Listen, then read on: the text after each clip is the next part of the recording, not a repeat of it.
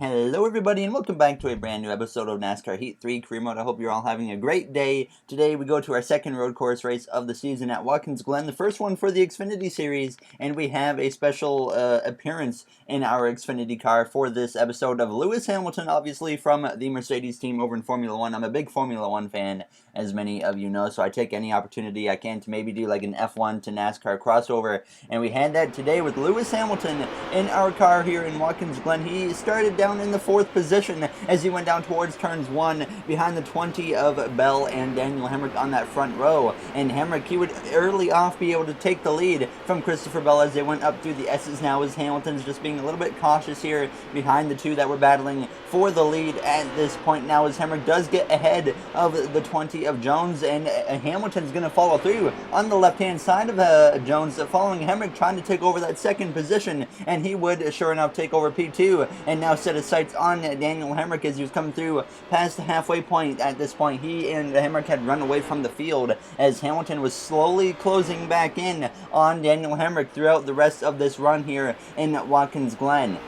You could see him just creeping in a little bit closer and closer each and every corner now, and as you came towards the final lap now in Watkins Glen, Hamilton still within range to get to Hemrick now as they go down into the bus stop for the final time. Hamilton has gotten to Daniel Hemrick's bumper now as they exit the bus stop going down towards the carousel. He's going to look up his right hand side. A big ambitious move from Hamilton, and it's going to pay off as he takes the lead out of the carousel. Lewis Hamilton in his first NASCAR race, looking for his first NASCAR victory now as he heads down the straightaway towards the penultimate corner. He just has to get through there good, but now he goes a little bit wide, allowing Hemrick to get a better run there as they exit the corner. Hemrick's going to look to his left hand side as they go down into the final corner, into the right hander. Hamilton defensive, and that's what's going to make it happen now as he comes out of the last turn. Lewis Hamilton is going to come through to win the NASCAR race at Watkins Glen. A great effort by Lewis here for us in Watkins Glen. Very happy with that performance from Hamilton. Obviously now he gets to go do his burnout, but what a great performance, like I said, from Lewis's first NASCAR race, his first NASCAR victory. We've had a good history with Formula 1 drivers in our car. We had Fernando Alonso in the car at Watkins Glen before he got us a victory. Obviously he didn't do so well at Indy, but he certainly did much better at Watkins Glen. We've had Daniel Ricciardo, if I remember correctly, in the car where that didn't go so well either. But now it's time to set our sights on the Cup Series race at the same track, of course, of Watkins Glen. We've gotten 2 wins here in the past for myself in career mode as we came through into our qualifying lap, heading down into the final corner. It wasn't the best lap. I was dealing with a little bit of oversteer, but at the same time the car was feeling pretty tight in some places. But as we head down the straightaway, coming through to cross the line, it's not even going to be a top 10, just outside of top 10 with a P11 with a 109.003. So certainly got some work to do going into this race, so hopefully we can move our way forwards here for the second road course race of the season. Today, the Monster Energy NASCAR Cup Series visits New York and Watkins Glen International for the running of the Go Bowling at the Glen. The Glen is NASCAR's second road course stop of the season. In 2015, this 2.5-mile 7-turn track underwent a full repave that made the racing surface much smoother and added a ton of grip. However, drivers still need to be careful out there, especially when entering the famed bus stop chicane, an area of the track notorious for taking out even the best drivers. Okay, the pins are set. It's time to go bowling at the Glen.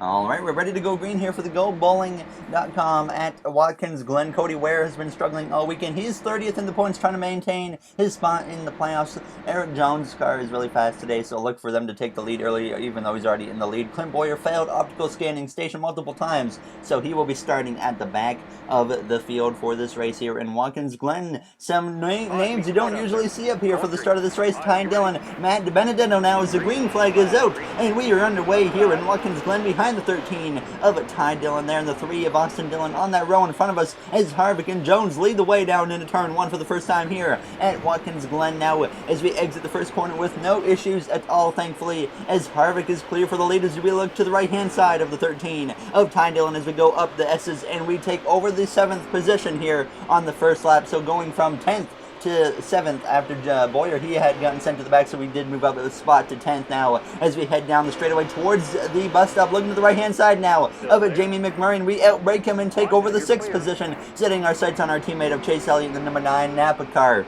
A great first opening lap for us here in Watkins Glen. The car just still didn't quite feel as good as I've had in the past for some reason, but I still felt like maybe we can have a chance to get up there and maybe battle for the lead at one point in this race now, as Jamie McMurray putting the pressure on me as we head down into the penultimate corner of this road course here. Elliott sitting P5, the best Hendrick car right now. Keep in mind, Jimmy Johnson still in a must-win situation to get inside of the playoffs, and looking like once again today that's not going to be an opportunity for him to get into the playoffs, as he is not even in the top 10 now as we would come through to complete that first lap. And as we came through now on lap 3 of 4 in stage 1, obviously stage 1 and 2 are very short in this race. We were certainly starting to close in on the back of Chase Elliott here as we went down the straightaway, closing in on the bus stop, approaching the white flag this time already here in Watkins Glen in stage 1, giving a little bit of a tap to Elliott's bumper there as we went down into the bus stop.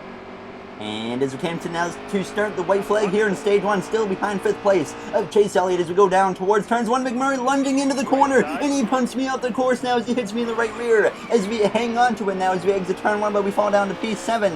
Not happy at all with what McMurray just did, but we aren't going to really mess with him because we know the playoff situation right now. But the AI, I forgot to mention, they can outbrake me so late into turns 1. They've always been able to do that. I think it's honestly a thing with the wheel, because if I do it on controller, I can seem to brake much later, but when I try it on the wheel, obviously I do all the career mode videos on the Thrustmaster TMX, it really seems like turn 1, for some reason, AI can always outbrake me, and certainly we just played victim to that as McMurray just full-sended right down into turn 1, hit me in the right rear, off the track we went, and now we have to settle possibly for P7. Now is this trouble up ahead though?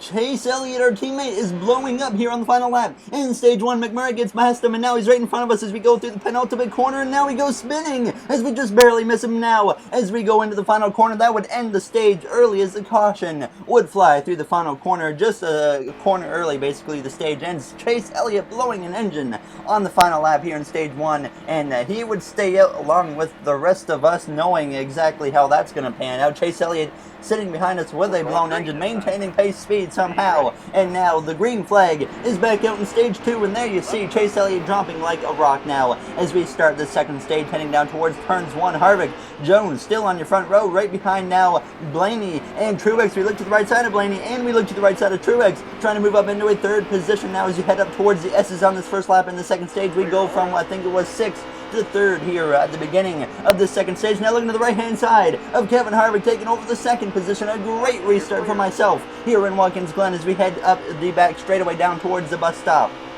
About a car length between myself and the 20 of Eric Jones. This is a driver we've had history with throughout this season. Obviously, we drove that car last season, and we won a championship in that car as we get a little bit of oversteer going into the carousel. But like I said, we won a championship in that 20 car last season. Certainly a lot of history with us in the 20. Good and bad, obviously, with Jones this season has not gone well as we head down towards the penultimate corner. Kevin Harvick lurking behind as we go down through the left-hander. But it's looking like we might have the speed to maybe challenge Eric Jones for the lead here in this second stage. Now as we close in on his back bumper but make a mistake, so you'll be able to hold on for a brief moment. But as we came to the next lap now, still sticking with him through the penultimate corner, again getting through there much better than him. Now with a chance to look to the right-hand side of Jones for the lead as we go down in the final corner, approaching 2 to go in this second stage, side by side now with Eric Jones for the lead as we go down the front straightaway.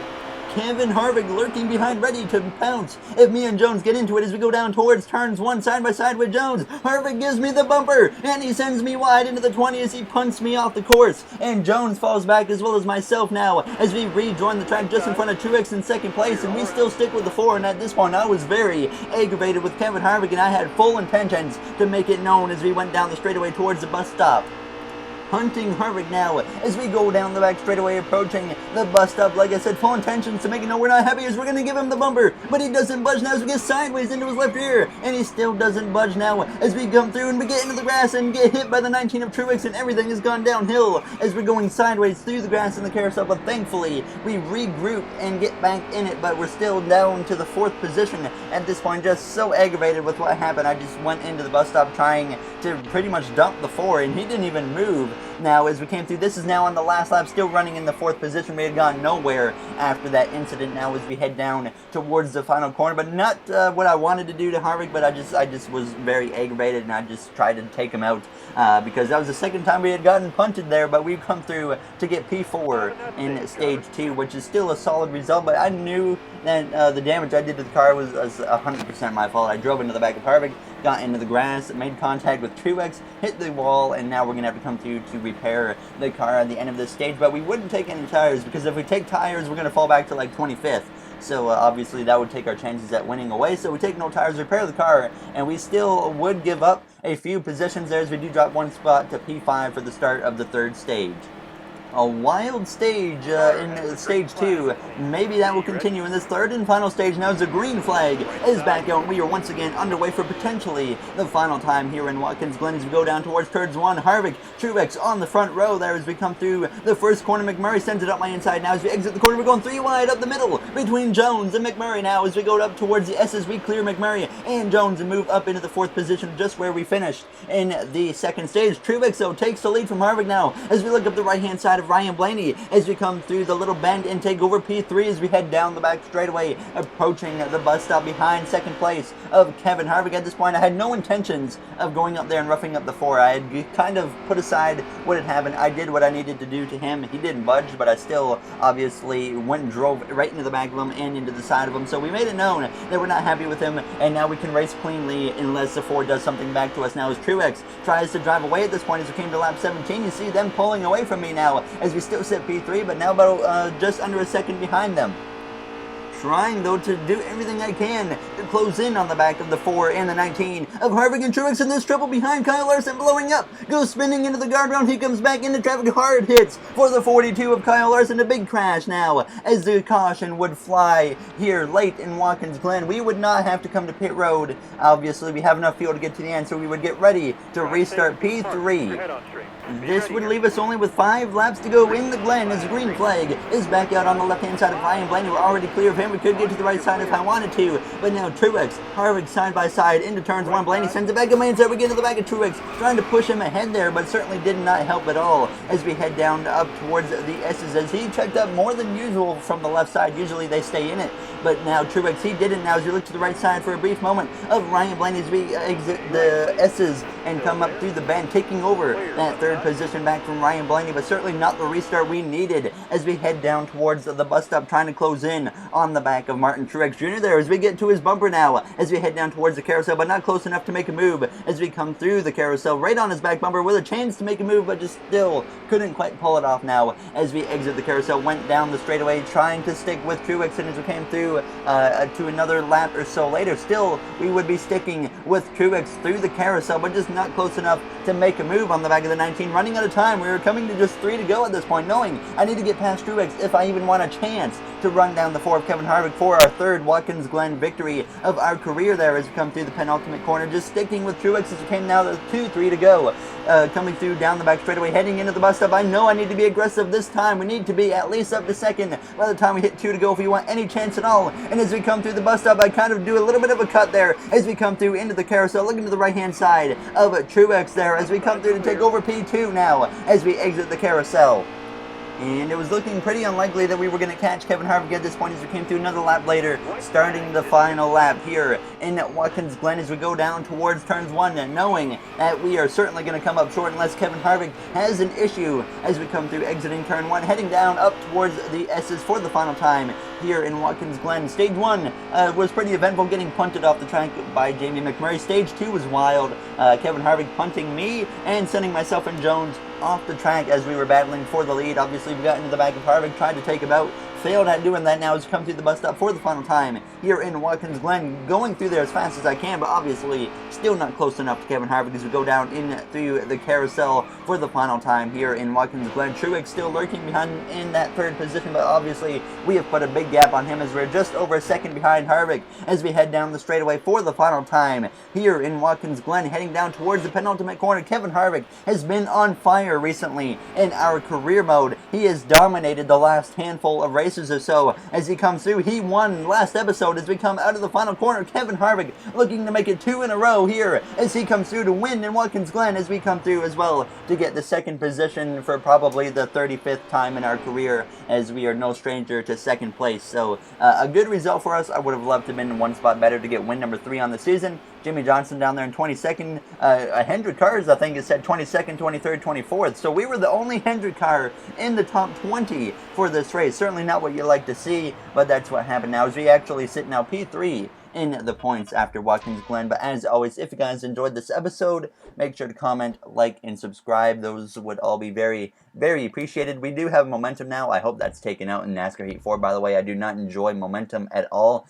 But in the next episode, I believe we go to Michigan, as well as, I can't remember, Mid-Ohio, that is, Mid-Ohio, for the Xfinity Series, which we might have an IndyCar driver, maybe another Formula 1 driver, you never know, or even maybe AJ Allmendinger, or we could have a surprise driver that maybe won a cup race in Daytona recently, which you might see in the car very shortly as well. But yeah, that'll do it for this episode. Like I said, Mid-Ohio on the next one, as well as Michigan, I believe it is, for the Cup Series, which we have a good history at as well. We've won at Michigan. We finished second a lot at Michigan, as Cody Ware still in the playoffs after the Glen. He's only a handful of points above that line that he needs to be above right there, as he is just 4 points to the good right now. So I'll see you guys in the next episode. So thank you for watching, everybody, and I'll see you guys for the next one. Have a great day.